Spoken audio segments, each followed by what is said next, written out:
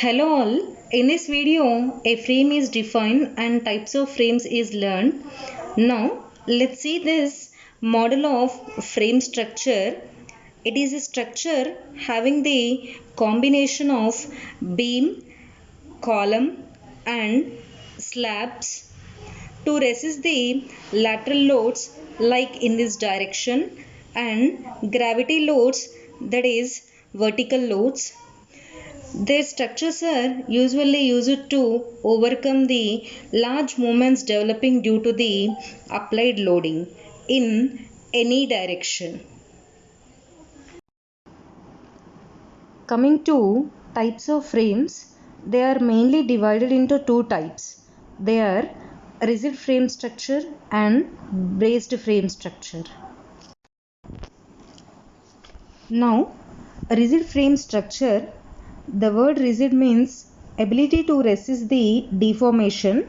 This type of system is termed as moment framed systems, consist of linear elements like beams and columns.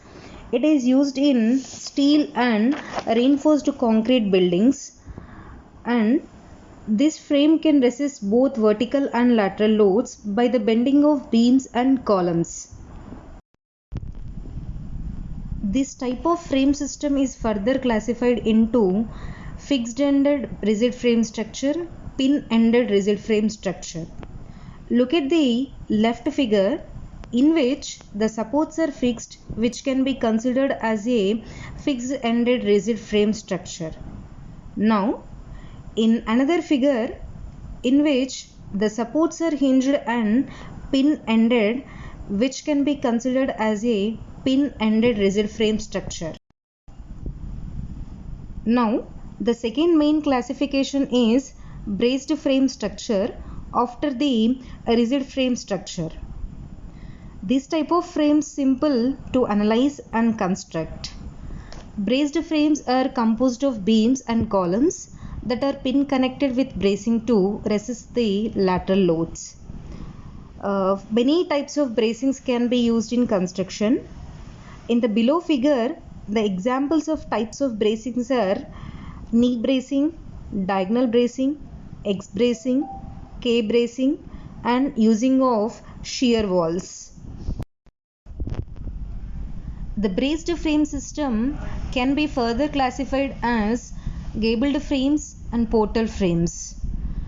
Gabled frames are usually has the peak at the top, and this system is used where there are possibilities of heavy rain and snow. The left side of figure is a gable frame. Coming to portal frames, it is already defined in the previous video. That is, it is characterized by beam either ends by columns. The right side figure is also an example for portal frame. So, depending on the intensity of loading like lateral loads and vertical loads, any type of frame is used. For example, shear wall is used in high-rise buildings to resist the lateral loads, which we can observe in our nearby areas around Hyderabad. This is all about the introduction to frame and types of frames. Thank you for watching.